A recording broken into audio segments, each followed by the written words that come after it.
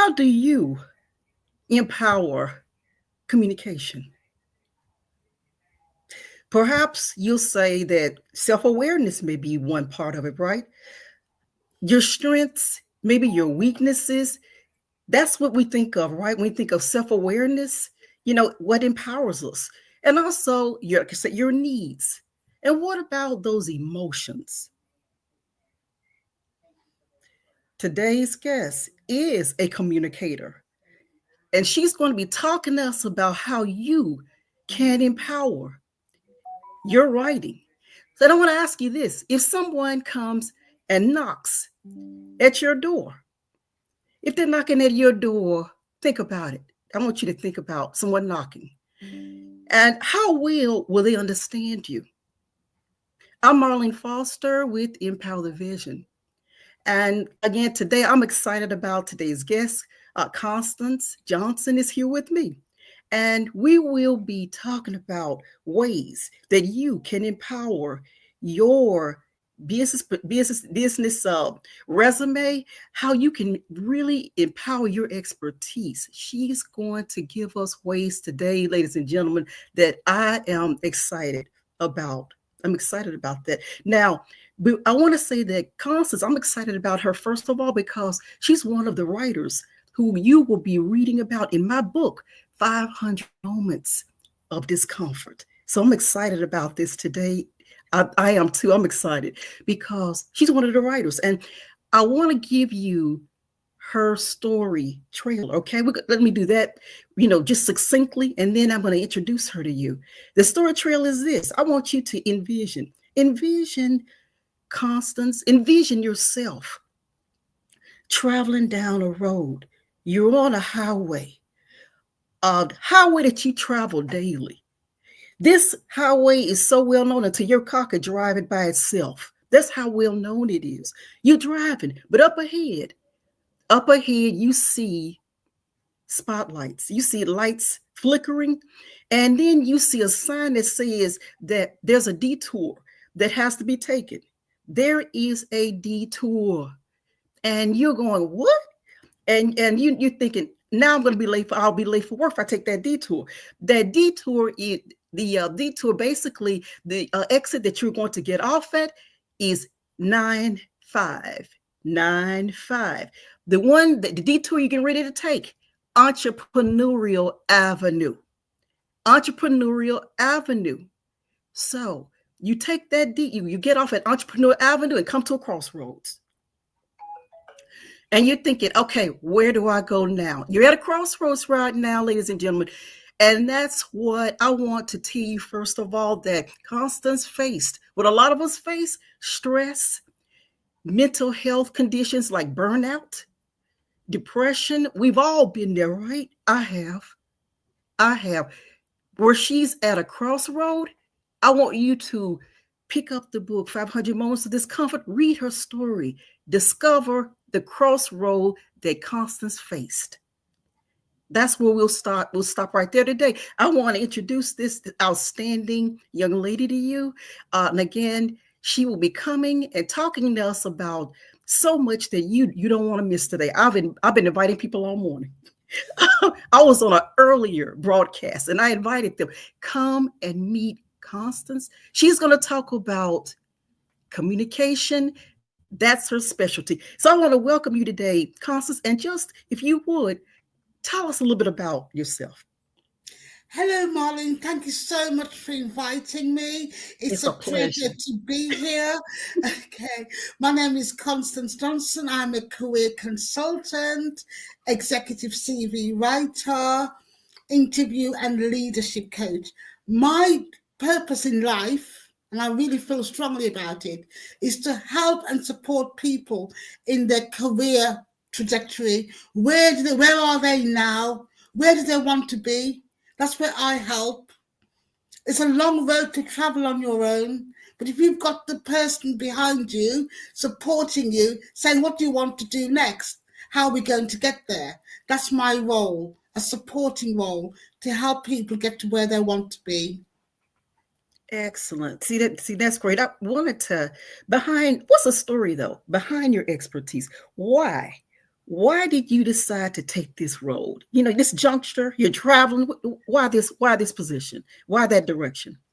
I think because it took me a long time to get to where I wanted to get to in my career, and I didn't have that support and help. So once I learned all the skills and knowledge and experience of how to get on in your career, that's when I thought, oh, I can help people. I spent over 20 years as a hiring manager, and I had people in front of me being interviewed, and I knew they had the skills, but they weren't communicating it. Their curriculum vitae told me they got the skills, knowledge, and expertise, but they weren't saying it. They were speaking like reading their job description, but not telling their story. What impact did they make in their current role? What impact will they make in the future role? Hmm. You know. But So I was curious, but while interviewing, though, do you feel that as an interviewee that we should, if you're asking me questions, should I then clarify, speak up and say that what you just said, Miss Johnson, that puts me in the mind of what happened to me at this particular point in my last career, and give you an example of how I could fit or make actually impact the role that you're talking about. Should I do something similar to that? it can do, but one of the questions I ask is when they're speaking, I say, what happened? Then what happened? To try and get a story. But not Mhm. everyone does that. That makes me outstanding amongst other interviewers. I don't. If I ask you about your role as a car salesman, and you say, "Well, I sell cars," what's the most expensive car you've ever sold? Okay, how much was that? How did you get the sale? Then what happened? Then what happened? Tell me more. And that's when you get the story to come out by Wow. asking the right questions. Wow. And so that's how they finally come out to tell you. But what would you say if let's say if you're talking to me and you said, Marlene, instead of like you say, waiting for me to do this, what would you say? What would be your main suggestion for me? What would you And my suggestion to you, Marlene, would be think about something you're really proud of in your career, the best sales you've ever had, the difference you made to someone, a project that you got in early on time. Think about what you're most proud of, because what you're most proud of is what you'll talk about confidently in an interview. I made 5 million in sales last year. Did you? Tell me what happened. How did you get that sale? Who was involved with it? Right? How did you feel before the sale? How did you feel afterwards? Tell me the story. Do you see? People remember stories, Marlene. Yes, they do. You're absolutely right. Oh, you're so right about that. You're right, because even within my own journey, and most of some of the views I've heard me talk about, that it was my grandmother. I learned about business at a very young age, and how she planned. Yeah, she had a great customer rapport. She had just great rapport within the community. The only thing that she was missing, though, she didn't have protection in place, the protection for the business, protection for her retirement, because when she did have to leave the business, she became ill, and so there was no one to step into her shoes. There wasn't a buyer to purchase the business. So that's why I do what I do today. It's like, I understand what you mean. It's impactful, isn't it, when you can feel joyful about what you do, when I can finally see a difference that I'm making in the community, in the business community. It's exciting for me. That's an excitement. I Absolutely, Molly, agree. absolutely. Because people buy from people and people buy people's enthusiasm. If you show enthusiasm when you're helping a client, they'll do anything for you. What more can I get for you? What more information do you need from me? Because they know that you're genuine and you want to help them. You're not a transactional, oh, give me your money, here's your CV, here's your interview coaching, here's this. No, I really want you. I want to support you. And this is how I'm going to do it. Tell me your most successful story. Think about three. Let's talk about that. And because people want to be proud of what they've done and they want to tell their story. Mm. So it's important. When you first started the business, what would you say was one of the biggest challenges that you feel that you you faced? It's a chase that you Okay, the faced, biggest challenge, and what did you do when you faced this particular challenge? the biggest challenge I faced was building trust because no one really knew who I was. I went onto LinkedIn.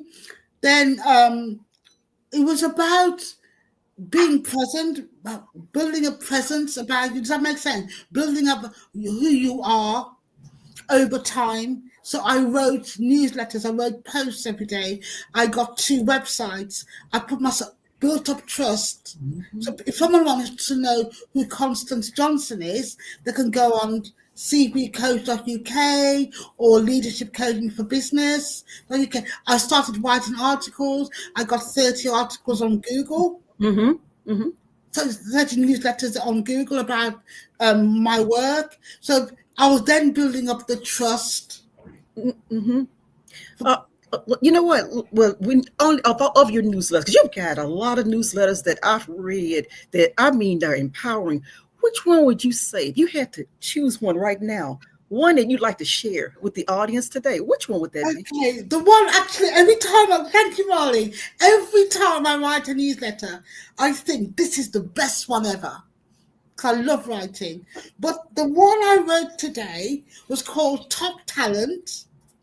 Your executive CV says otherwise.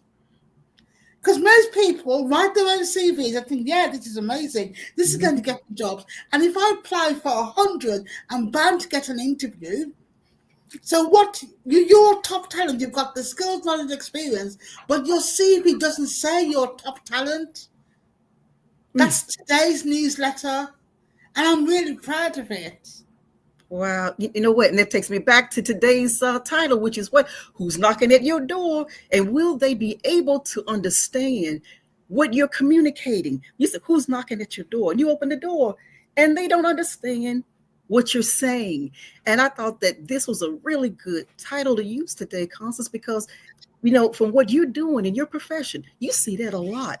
And let me ask you this: why is it not a good idea to do it yourself?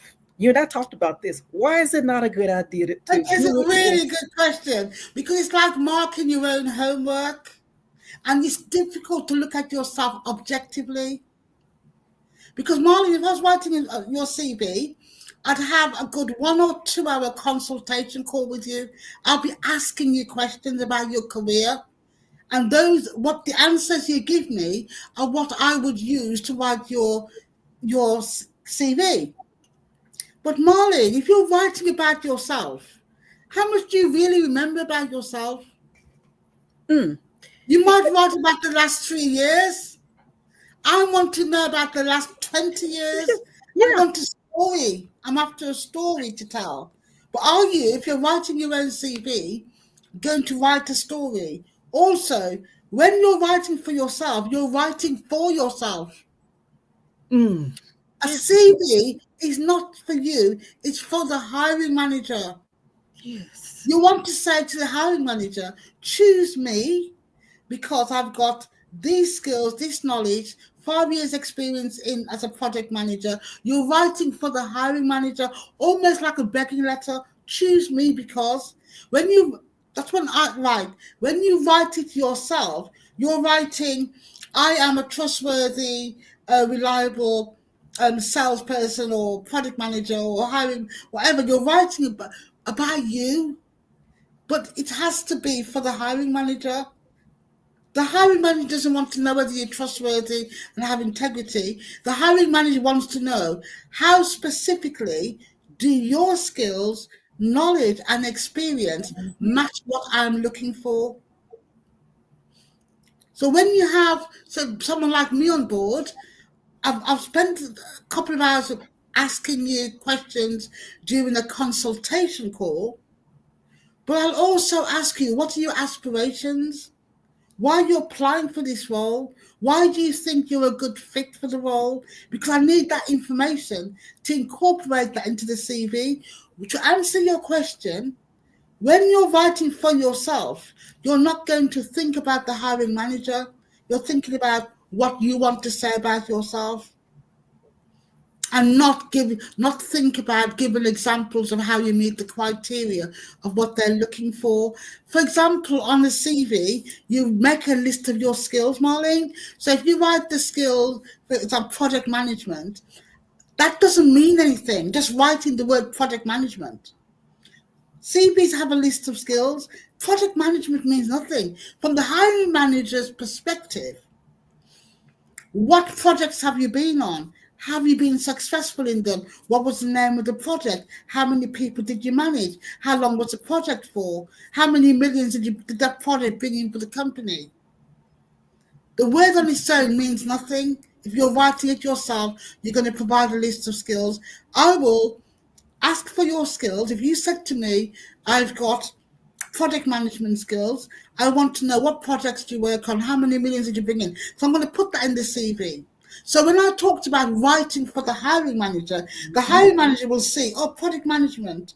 Oh, worked on a £5 million project, which generated $20 million for the company. So do you see how I'm not looking at that one word? I'm using that one word. And I'm expanding it so the hiring manager sees how good you are. Skills on their own mean nothing.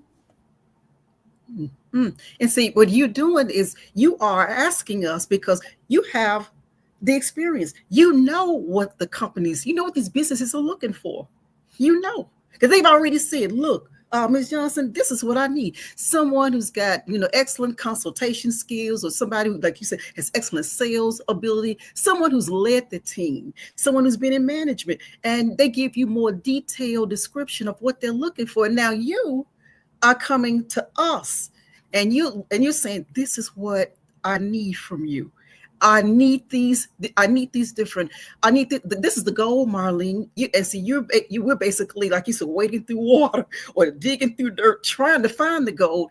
You already know what's necessary. You know what's needed.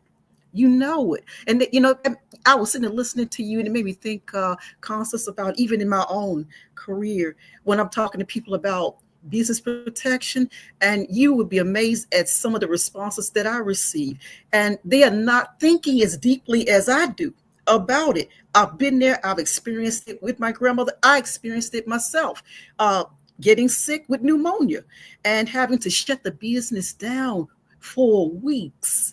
That was a loss for me. So I'm talking to businesses, and I'm telling them not only from the expertise I have, but also from experience.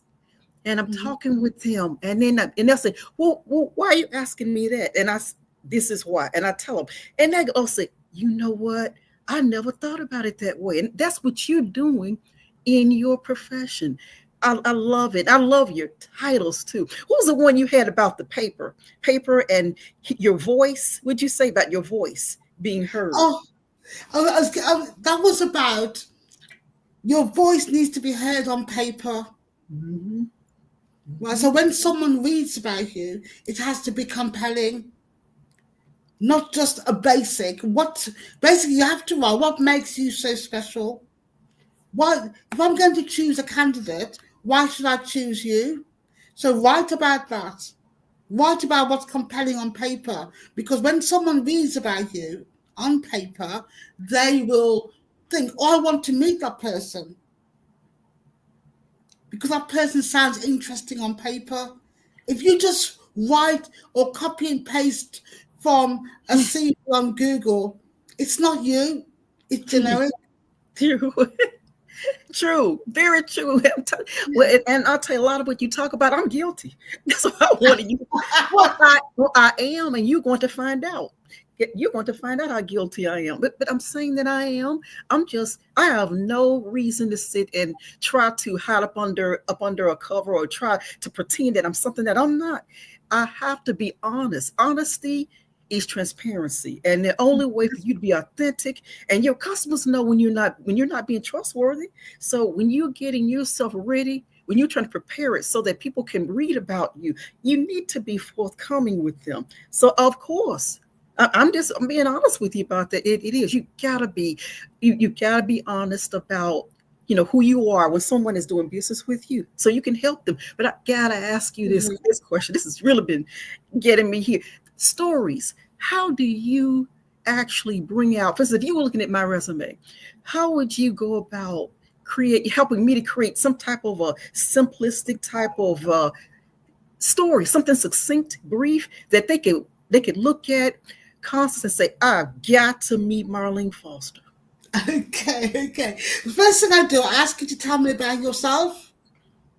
Just talk about careers you've had, not to look at the CV.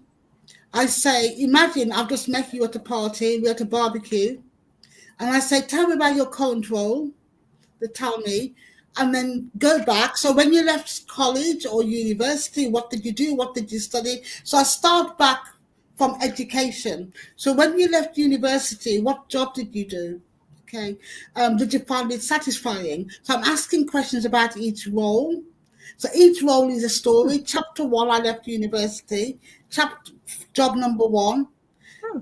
Yeah, so chapter two, I went to job number two. Then I say, so you went from job number one to job number two. What did you learn in job number one that transferred to job number two? Then I explain that your career is a lived story. Yeah. You're Yeah. linking. I hear you. I hear steps. I hear linking. That's what Yes. you're doing, aren't you? Yes, I'm linking your education to your first role. Uh-huh. Uh-huh.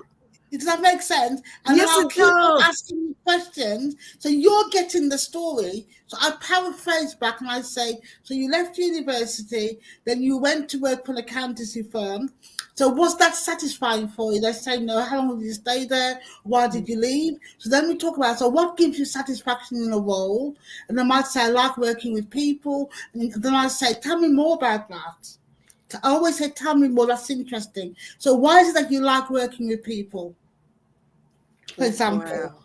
yeah, if you work in customer service, a complaint, I'll say, so you've been working in complaints for 5 years now. So how did you get into complaints? That's the introduction to the story, isn't See, it? I like that, because if you were looking at me and you just mentioned about loving to work with people, which I do, I love working with people, and all of my career has been face to face, Constance. So Mm-hmm. we're talking about a transformation. So if you were looking at my resume and you were saying, I'm going to tell Marlene's story and kind of connect it. So as they're looking at it, they probably will know when the pandemic impacted her career, because she is now looking at what, online type of opportunities Yes, now.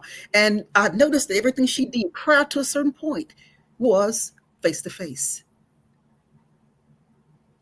And that would absolutely. be a great, I love that. I love the way you described it. And so I know that's what you would do. What do you think about transformation when you're describing someone within their Vita resume? How would you, someone like myself, how would you do that? I Okay, know right. just threw that at you, but I'm curious. That's an excellent question. I'm happy to answer it. So if we go from job number one, you've picked up your skills that you've gone to job number two with. Then in job number two, you've picked up more skills. So you're developing skills over time. So I Yeah. call that a skills gap analysis. So then you, during your career, I'll then say to you, have you been promoted in any of your roles?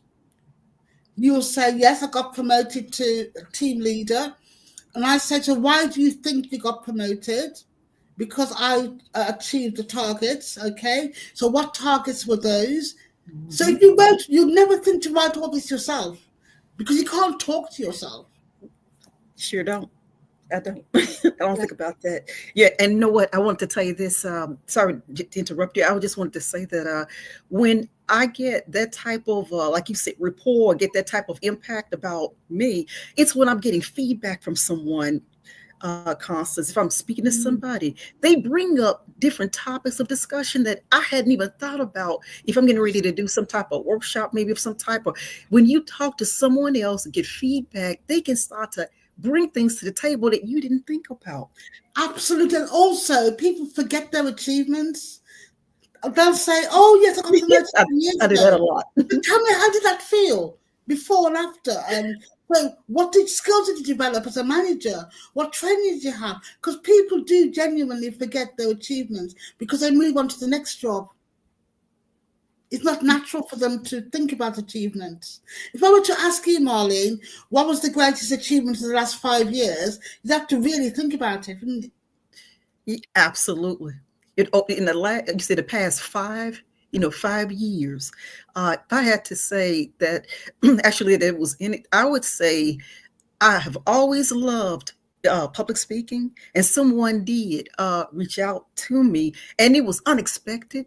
Constance, it wasn't anything that I had been applying for or reaching out for, but it was an unexpected situation. And so anyway, I did it, and they gave me a really great. It was a write up I received. They wrote about me, and it was so phenomenal. It was so incredible what they wrote about me, and I still, when I go back now, and I've got it, like you say, I've got it filed away somewhere right now. If I go, you'll go back and really like take a, I've got it filed away. Yes. How did it make you feel, though? That's part of your story. When you were asked, how did it make you feel? When you did public speaking and you read those wonderful, profound things about you, how did you feel? So I'm trying to see. That's why I speak to clients. How did you feel? And what motivated you? Yes. Now, when you had that positive feedback on your public speaking, Marlene, did it motivate you to do more? Absolutely. And at that point, I thought about writing a book at that point too. I thought about, I need to write a book. And then there were people saying, Marlene, this content is phenomenal. You need to think about, actually becoming a writer. You need to become an author. And I had thought about it previously anyway, but they empowered my decision to do it. That empowered me right there, Constance, was that particular keynote speech empowered me to want to write a book. Fantastic. So do you see your story? I got out of you in 2 minutes, right?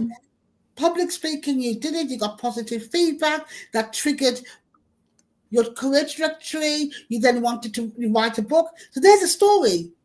But you wouldn't have written about that if you were, because the question you asked me earlier is about writing your own CV. But would you have thought to write about that feedback?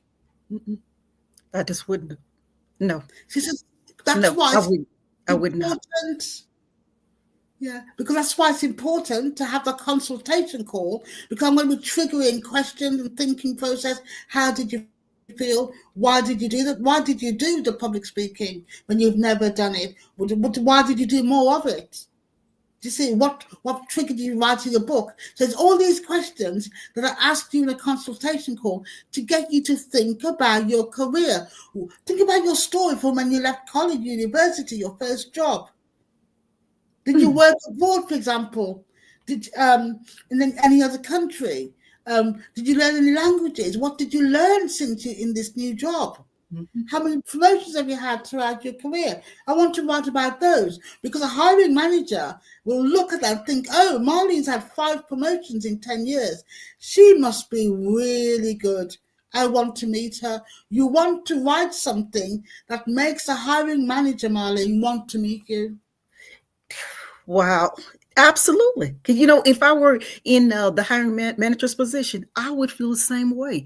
I would want to see something, you're right, something that's there on that particular resume, Vita, that empowers me and makes me say, I've done that before. It's something that's relatable, or it's something that really inspires me or excites me about meeting them.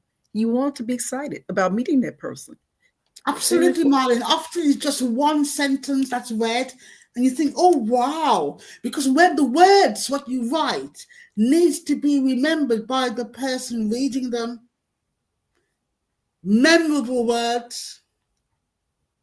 Okay, such as like what? Tell me, your newsletter. I'm going to talk about you then. Okay, it was you. And you received positive feedback after doing my first public speaking event. This triggered me to want to write my first book. My first book was, so straight away, I see someone, I've read that this person's ambitious. Someone who's ambitious is going to do well in my company. So I want to meet you, because you don't sit back and let things happen to you. You're proactive. You come out of your comfort zone. Public speaking was not your comfort zone, but you did it anyway. You felt the pain and you did it anyway. And it didn't stop there. The positive feedback triggered you to want to speak more, write a book. So straight away, I'm interested. I find you interesting. Just those two sentences. I was just looking at here, young man that actually ran across earlier today, and I invited him to come, today to the podcast. And I wanted to ask you if you could give some type of maybe direction to those who are seeking jobs right now, Constance. That what could they do right now that would help them, with their with this process, resume, meeting people. Just what would you say? Because I think networking face to face, going to career fairs, look up on the system and see if there's any career fairs in the area. Go on, think about the companies you want to work for. Make a list of them. Go onto their websites, see if they're advertising for roles. Go on to LinkedIn, find a job that you're passionate about doing. Right. Copy and paste the skills, the keywords onto a spreadsheet.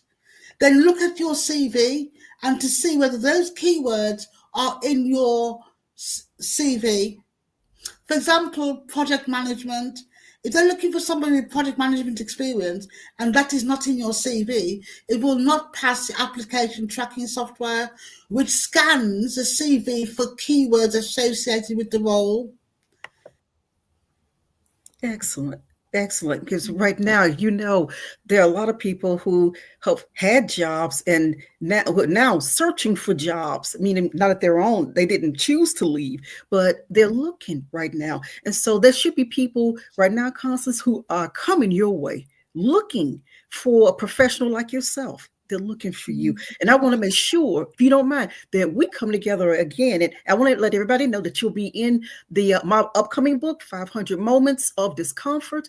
And Constance will be telling you ways that you can empower your communication skills. And then if you would like to reach out personally and speak with her, I will have information about her attached to this podcast.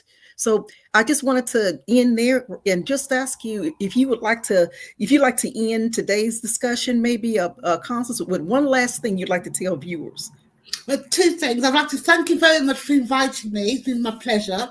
I would say never give up. Do not use the same CV and apply for 100 jobs.